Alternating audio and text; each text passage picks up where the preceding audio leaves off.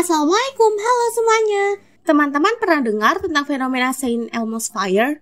Itu loh munculnya pendaran cahaya biru keunguan pada ujung-ujung tiang kapal yang kadang muncul saat hujan badai atau cuaca buruk. Kemunculannya pertama kali tercatat pada zaman Yunani kuno. Fenomena ini dianggap sebagai berita baik bahwa cuaca buruk yang terjadi di lautan akan segera menghilang. Tapi zaman Yunani kuno kan belum ada teknologi lampu warna biru. Jadi pendaran warna biru keunguan itu apa? Pertanyaan ini membutuhkan waktu yang sangat lama untuk dijawab. Baru mulai bisa dipahami setelah seorang fisikawan bernama William Crookes membuat radiometer atau zat yang bersinar pada percobaannya dengan tabung hampa udara pada tahun 1879. Penemuan ini selanjutnya dikenal sebagai plasma, yaitu wujud zat keempat selain wujud padat, cair, dan gas. Yuk kenalan lebih jauh dengan plasma di Alami Duniaku, yuk! Zat didefinisikan sebagai suatu yang menempati ruang dan memiliki massa. Saat ini definisi wujud zat diartikan sebagai perbedaan hubungan antar molekul. Padat. Zat padat memiliki molekul-molekul dengan hubungan spasial yang tetap dan berdekatan, sehingga dapat mempertahankan bentuk dan volumenya. Cair. Pada zat cair, gaya antar molekul membuat molekul tetap berdekatan namun tidak ada hubungan spasial yang tetap. Jadi hal ini menghasilkan volume yang tetap namun bentuknya mengikuti wadah. Gas. Gas memiliki jarak molekul yang terpisah dan gaya tarik antar molekul relatif tidak mempengaruhi gerakannya, sehingga gas mengembang untuk menempati volume apapun yang tersedia. Plasma. Plasma yang merupakan wujud keempat yang terjadi bila gas dipanaskan pada suhu yang sangat tinggi sehingga elektron dari tiap-tiap atom terlepas dari intinya. Untuk molekul air, perubahan dari wujud gas menjadi plasma dapat terjadi jika gas dipanaskan melebihi suhu 12.000 derajat Celcius.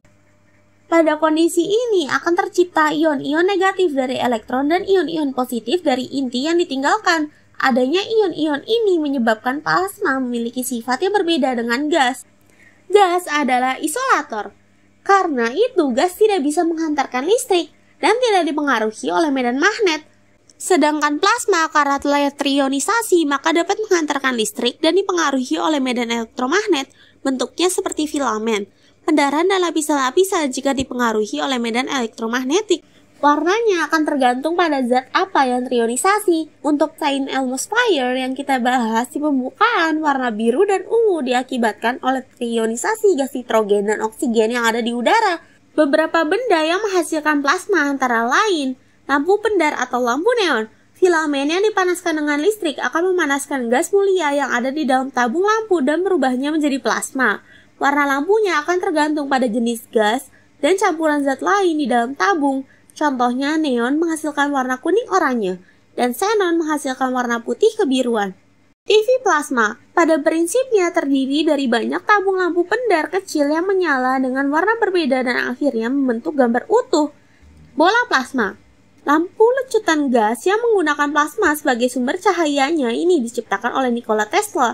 Jika tangan kita ditempelkan pada bagian luar kaca, maka akan menghasilkan filamen-filamen yang menandakan adanya gangguan medan listrik. Gas buang roket. Roket mengandung tangki yang berisi bahan hidrogen cair dan oksigen cair. Kedua bahan bakar ini dicampur dalam ruang pembakaran sehingga menghasilkan gas panas yang akan menyembur keluar melalui ekor roket sehingga roket akan terdorong ke atas. Semburan gas ini karena sangat panas berubah menjadi plasma. Reaktor fusi nuklir.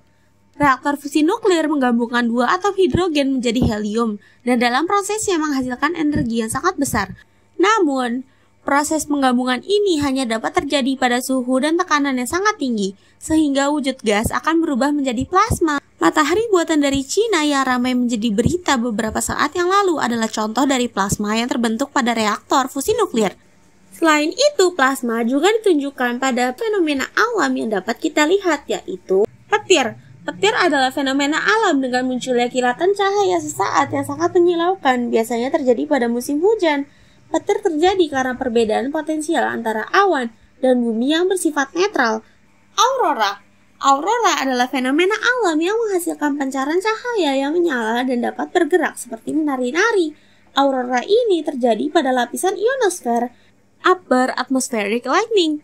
Ini adalah istilah yang digunakan untuk menyebut sekelompok fenomena pancaran sinar singkat di bawah 2 detik yang terjadi di atmosfer bagian atas. Fenomena ini pertama kali direkam pada tahun 1989. Meskipun cenderung sulit bagi kita untuk dapat melihat plasma jika dibandingkan wujud padat, cair, dan gas, namun di alam semesta sebaliknya, plasma adalah wujud zat yang paling umum ditemukan di alam semesta loh. Contohnya, matahari. Matahari kita terdiri dari plasma panas yang bercampur dengan medan magnet dengan diameter kira-kira 109 kali diameter bumi dan masanya kurang lebih 99,8% massa total tata surya. Secara kimiawi, sekitar 3/4 massa matahari terdiri dari hidrogen, sisanya didominasi oleh helium dengan elemen sisanya berupa oksigen, karbon, neon, dan besi. Bintang-bintang lain yang ada di alam semesta juga merupakan plasma yang sama seperti matahari. Angin surya. Angin surya adalah aliran partikel bermuatan berupa plasma yang menyebar ke segala arah dari lapisan atmosfer terluar matahari. Medium antar planet. Medium antar planet adalah bahan yang mengisi ruang antar planet, planet kerdil, asteroid, dan komet. Medium antar planet ini terdiri dari debu antar planet, sinar kosmik, dan plasma panas dari angin surya. Medium antar bintang. Medium antar bintang adalah materi dan energi yang terdapat di antara bintang-bintang dalam satu galaksi dengan kepadatan yang sangat rendah dan terdiri dari beberapa fase zat tergantung pada kondisinya apakah dalam bentuk ion, atom, atau molekul. Zat penyusunnya terutama adalah hidrogen diikuti dengan helium, lalu karbon, oksigen, dan nitrogen. Bintang-bintang muda terbentuk di medium antara bintang yang paling padat dan dingin.